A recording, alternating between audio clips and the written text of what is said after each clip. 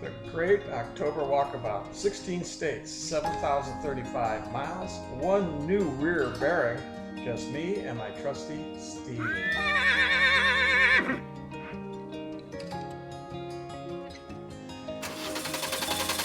An invitation to a wedding, relatives not visited or seen or even met in decades. I started out on this journey on a foggy October day.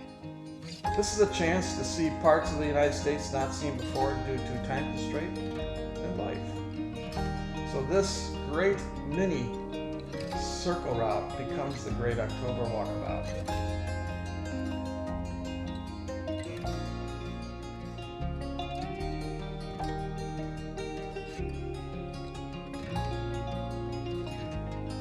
After passing through many little towns in Illinois, we came through East St. Louis and onto the famous Eads Bridge. This bridge was built, this is actually the last remaining bridge of the original bridges across the Mississippi.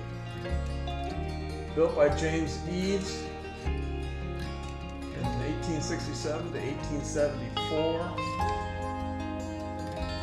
It's a dual-purpose bridge. The top deck is for automobiles, the bottom deck for trains. The deck was rebuilt in 1991 to 2003 when they closed the bridge, which is kind of a good thing. Back in the 70s when I was living in the area, I had the opportunity to walk on the bridge one late night, and as I opened the door of my car to walk out, I almost stepped through a hole that would have led me right through to the river. So the bridge needed some work, but it's in great shape now. And even though in the 70s there was a toll, there's no toll now. And it puts you right downtown St. Louis, just north of the Arch, and just south of the Queen's Landing, which is the historical area of the commerce for St. Louis. The Arch. The arch is a catenary arch. It's the type of arch that's formed by a chain that's held on two ends and allowed to droop, when the two ends spacing is the same as the length of the droop. And that gives you your catenary arch.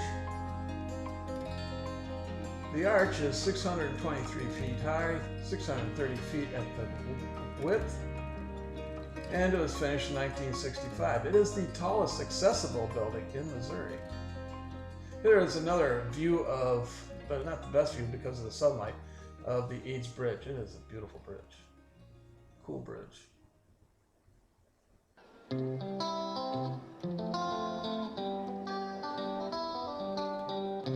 Wanted to actually spend some time here, but most of the parking was at a premium, and there was a lot of construction going on. So we did our best to take pictures from different areas, even though we were having a difficult time finding a place to park, much less get around town. And so as we moved out, I took Interstate 44, and then when we came to it, got off and went to US 50. US 50 is one of the original Lewis and Clark Trail. It leads out of St. Louis.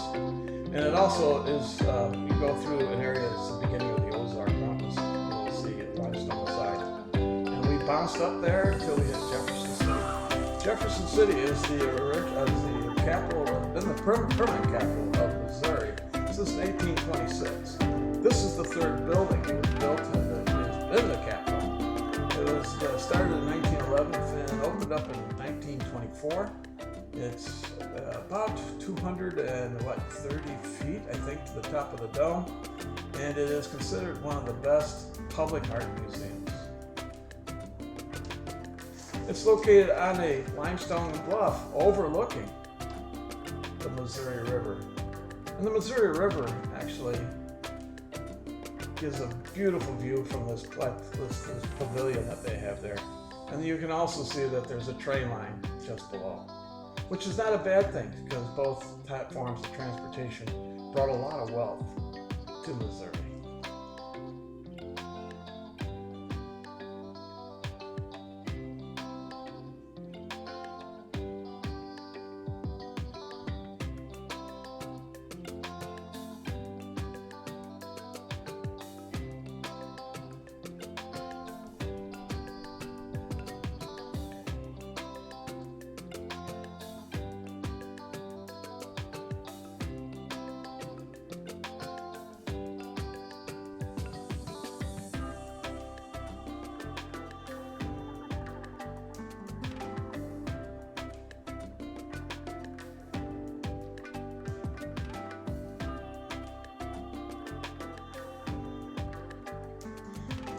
Camera wasn't working too well for me, unfortunately, here. My anti-shake actually function was not working, or broken, I should say.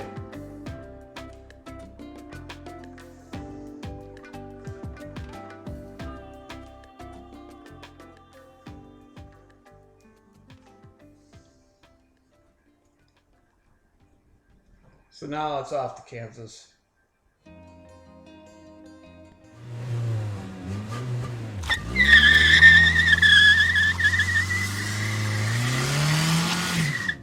This is pretty much Flatlander country. I've lived most of my life in Flatlander country. And for the first week of this trip or so, I kind of paid the price for that. I was not used to the elevation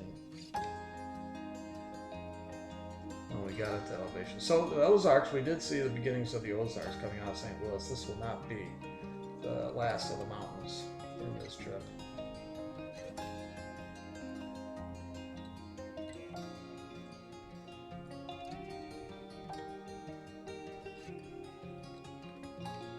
Now, after we leave Jefferson City, it's wise to jump on Interstate 70. We had to pick up the speed a little bit. I was using up a lot of time on Highway 50, unfortunately. But I'll go back to 50 when we start again after Junction City. It's a fun road to drive. It is a blast to drive. It's not straight. It has a lot of curves. US 50 is a very fun road to drive.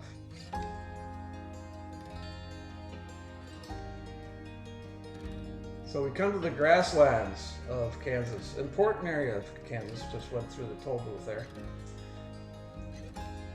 And the fact that they would drive cattle up from Texas and they would fatten them back up here on the grasslands before they were being shipped to the rest of the United States. And it's indicative of this area. The Moraine Hills, the Flint Hills, they're called the Flint Hills of Kansas. Those are the Flint Hills in the background there. And again, the camera is not cooperating very well, nor is the photographer moving the camera a little too fast. But this speaks of the Flint Hills and the type of grass and material that grow here that is very good for cattle. Yeah, there's our steed. And after this, we drove off to into the sunlight, into the sunset. We drove off into the sunset at the end of our first day. Junction City, Kansas.